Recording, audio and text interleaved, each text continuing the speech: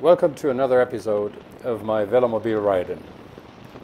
As the title indicates, I'd like to discuss today my thoughts and preparations about and for the Paris-Brest-Paris race. Not actually a race, but a long 1,200 kilometer ride that's coming up for me on August 20. Normally, I would prepare for a ride over that distance with doing a number of rides over that distance. However, I don't really have the time, and I don't really feel like I need to be doing it because I have done many long rides over the past decade, many multi-day tours with 200 plus kilometers each day, and so I think I can do this.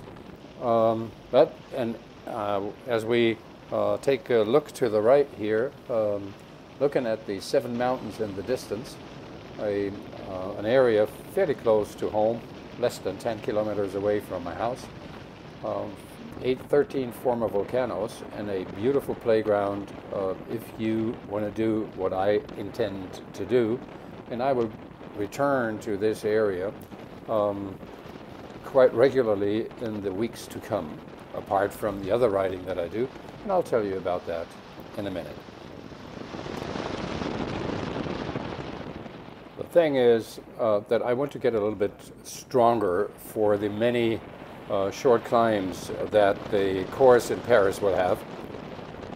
And for that, I think the best preparation would be to regularly do some climbing. Simply to A, get into the habit of it, and B, to train the muscles and joints for those climbs. And the shortest climbing region that I can think of is the 7 mountains.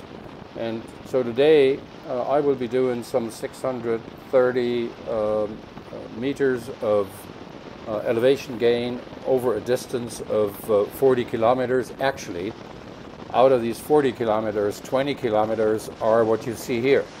It's out and back along the river. And as we take another view of the 7 mountains in the rear,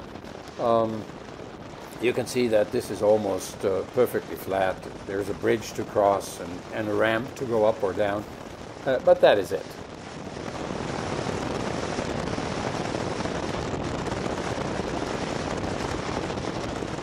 All right, so here we are at Niederdollendorf. That's where the climbing starts. Very gentle first through the village and up to the next one, which is called Oberdollendorf. And then I'm taking the road towards Heisterbacher Rott. And this is behind me now because it's been on the road. It's not very nice to ride. Here I turn off onto a side road, which has a steeper climb than the section before. And that has no traffic, almost no traffic, because it's only local traffic. I think one truck passed me on that road up here.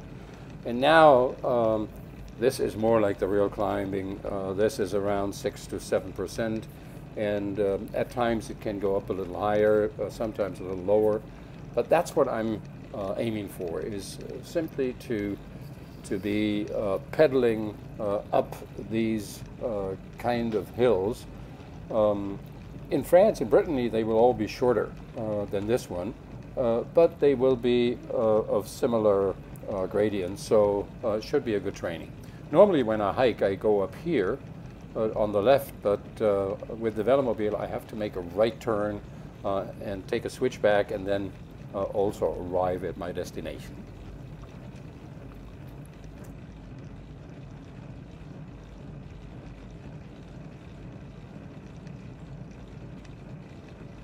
So I'll spare you parts of that.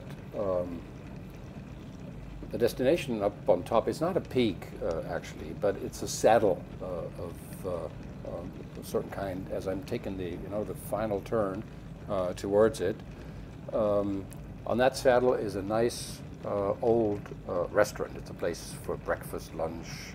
They have very good cake, and I think they're closed in the evenings. So it's a hiker's paradise. It's up here. It's closed today, but I don't want to go there anyway. I just want to ride up here, take a photo of my velomobile, and then ride down that road that you see behind me now. That is a pretty steep, straightforward downhill. Actually the shortest way to take me to the beginning of the next climb. And there we are, going straight down the hill. I think going up that hill is between 10 and 14%. I've done it once on my trike. It was not bad, but no, it's kind of dangerous when you go down because you need to be very attentive. There won't be much cycling traffic because it's too steep for most people, but there still can be a car or a van coming up that hill.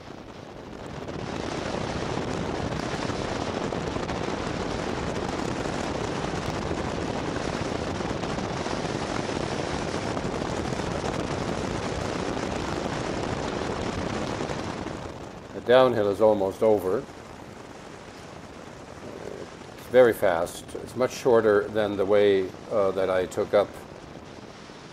Soon you will see a wall, a stone wall over here on the right side. That's the beginning of the road up to the next hill. And I will soon make a 180-degree turn to get on that road.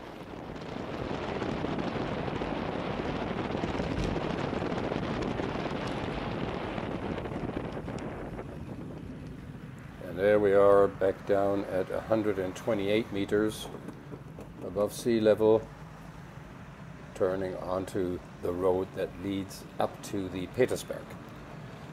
This is not a public road. It's a road that only guests of that hotel and restaurant will take, so traffic is very light.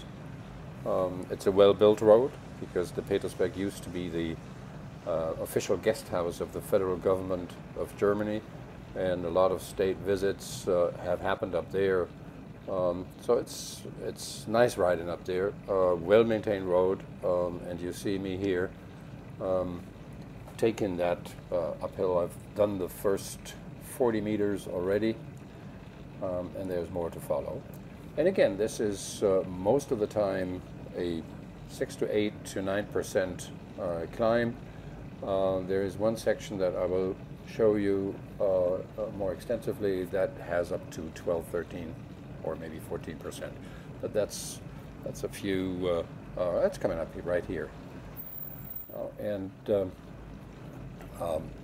To me, it means that on these uphills, I have to keep a continuous pressure on the pedals, maintain a certain cadence, and that's very doable in the 60, 52.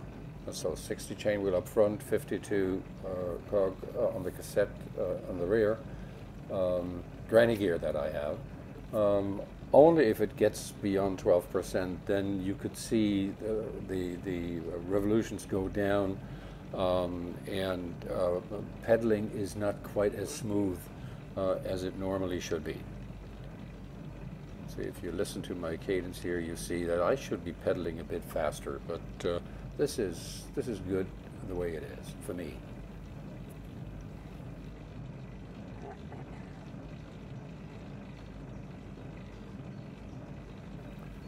I have found that riding a velomobile is not very conducive to your overall fitness level because it's just too easy.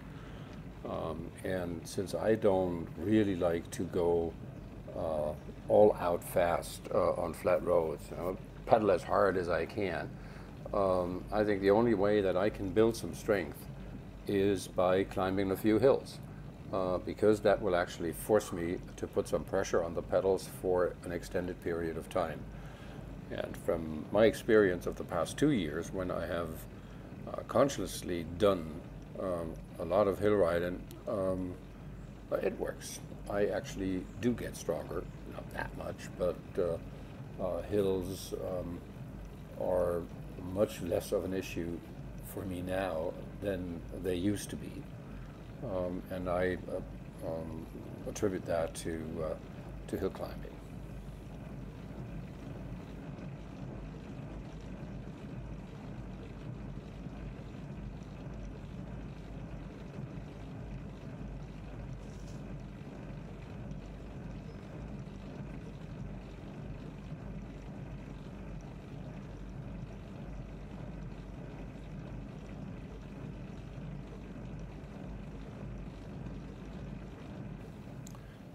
I believe we're approaching the end of the steepest section, this 10 to 13, 14% section, with the last curve coming up. I think it's another one of those 12% spots, but then it's getting a bit easier. I've cut that easy part out and get us back into the climb. I think some 40 meters of elevation gain later. So here it's getting a bit easier, and I should soon be putting my arms in because I'm just rolling now. Shifting up.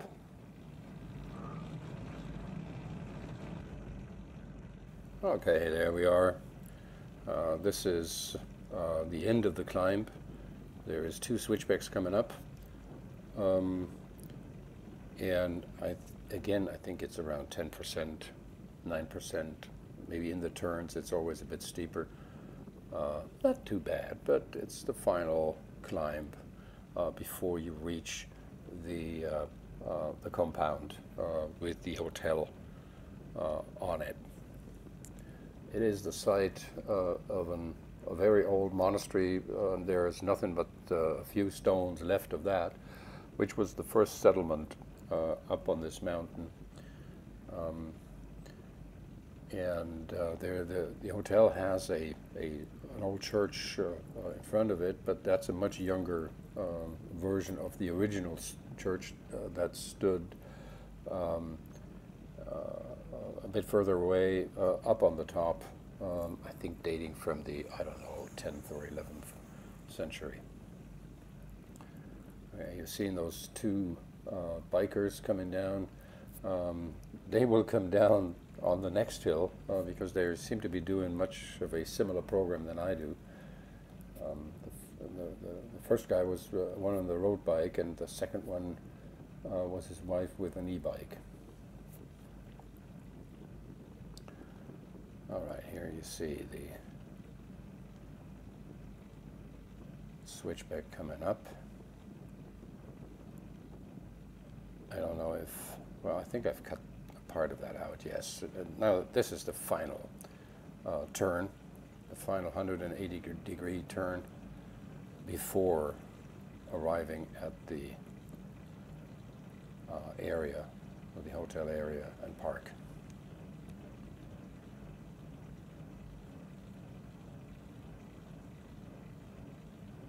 And you see how the terrain opens up. It's always nice when you get close to the top of the hill. You know, the view widens. Of course, there's less shade, but there's a gorgeous view over the area, much better than what the camera actually captures, because it's a wide-angle lens, and so everything is very far away. You see here over to the left side, yeah, there are the other peaks of the 7 mountains. The one that I'm going to next you don't see because it's a bit lower and further to the right than the others that you've seen just now. Okay, this is the old guardhouse. When it was the Federal State Guest House, this is where the police and the security would be based. The entire area was fenced in and under close surveillance. So this was probably one of the safest places in the neighborhood while the government had it under its operation.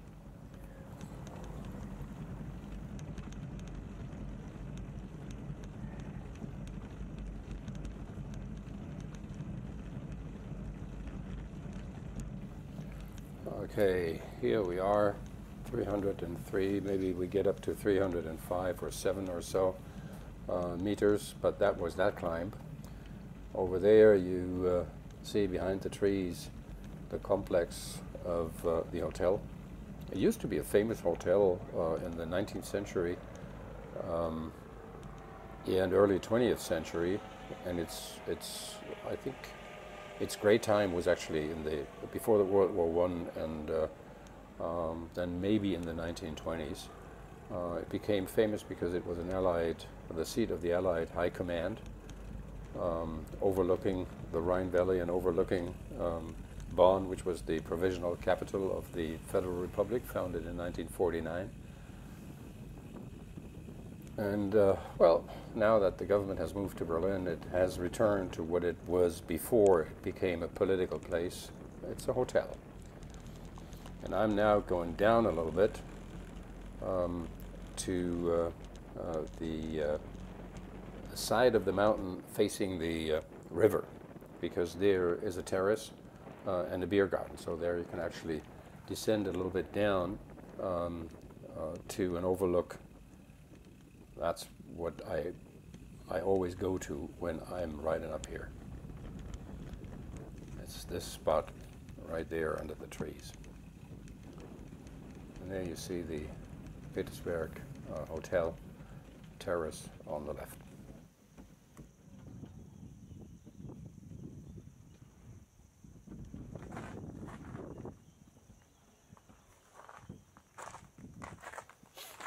So that climb is done too.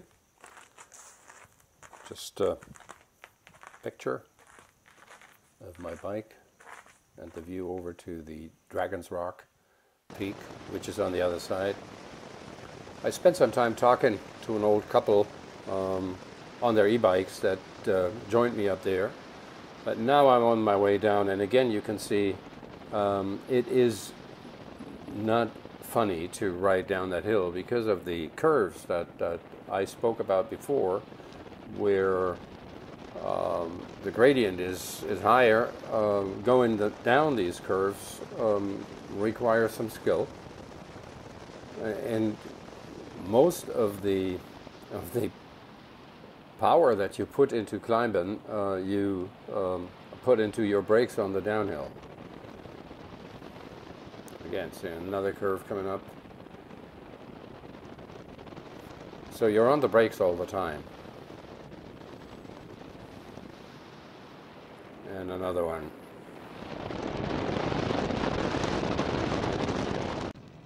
A bit of riding on the main road, and then I had to turn left to get onto this stretch here, which is a small road that takes me up to the Dragon's Rock mountain, my third summit. And there are the two bikers coming again, the man in front and his e-bike wife following behind. Another nice look back towards the Paris-Brest. You see the building up on top of the hill. That's the hotel Paris-Brest with the terrace that we just stood on. But now we're back to climbing. Again, another mountain in the range between 6 and I believe 11% at the most.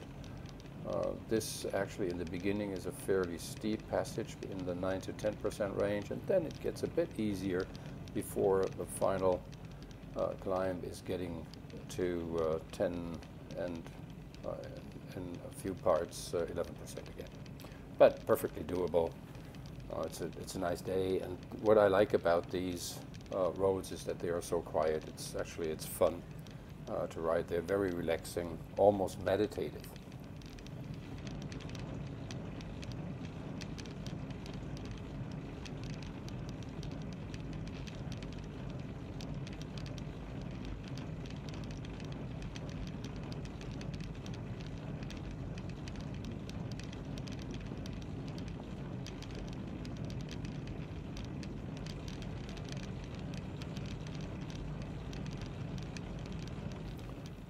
I like the forests in the Seven Mountains area very much.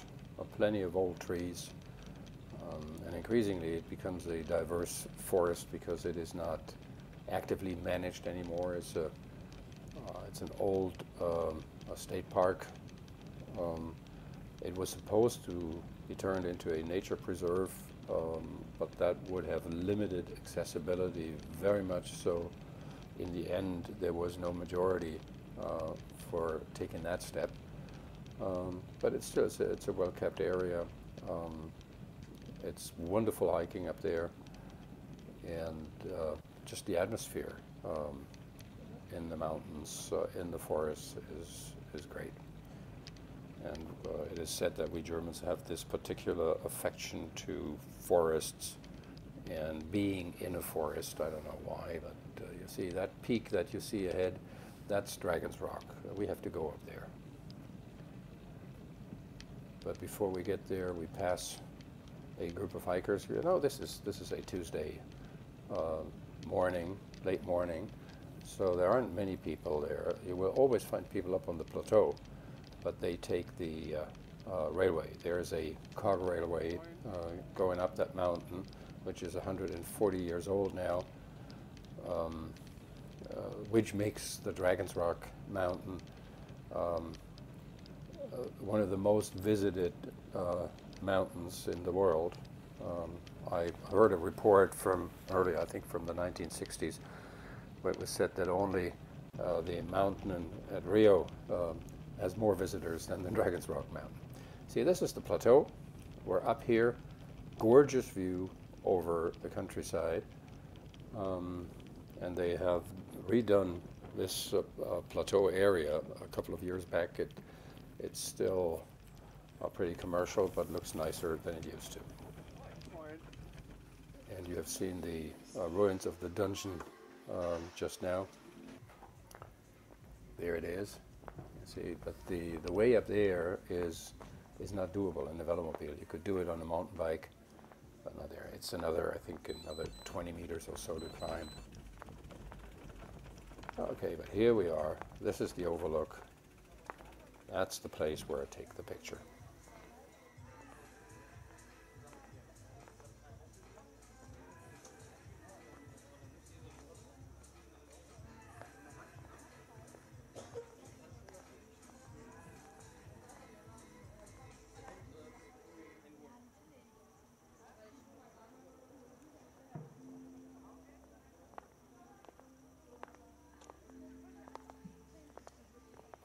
Okay, so time to head back down. Another downhill that's not funny. I show you just a bit of it. So anyway, it's so much quicker than going up. This is a turn that I can hardly make because the turning circle of the M9 is larger than that of my DFXL.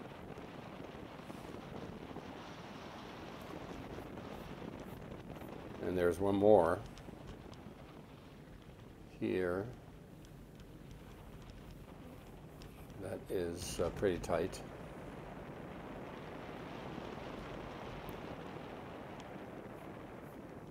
Right there. Followed by an unpaved section, so you have to keep the speed down. See that? It's pretty wobbly and rough. But once it's ended, you still need to keep your hands on the brakes, because there can always be hikers, or like these two road bikers coming up. There is more hiking or cycling traffic on this road than on the road to Petersberg, because there you won't find any hikers. Here you will find hikers. But fortunately not today. So I don't need to demonstrate you my abilities of handling the M9 in emergency situations.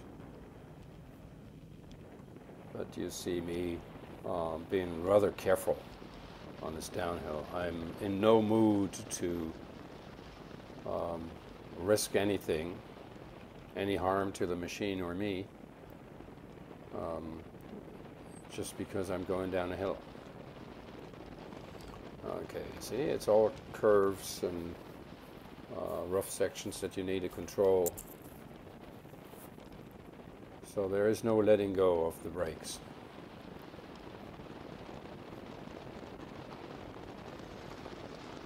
Yep. There's another curve coming up here and there. And we're already down by the training center of Vodafone that I told you about on the uphill. That's on my right now. It's also a castle, a 19th century castle called Deer Castle, Hirschburg as the German name. And this is almost the final stretch. Soon the forest will open up and you'll get a view over to the Paris-Brest mountain.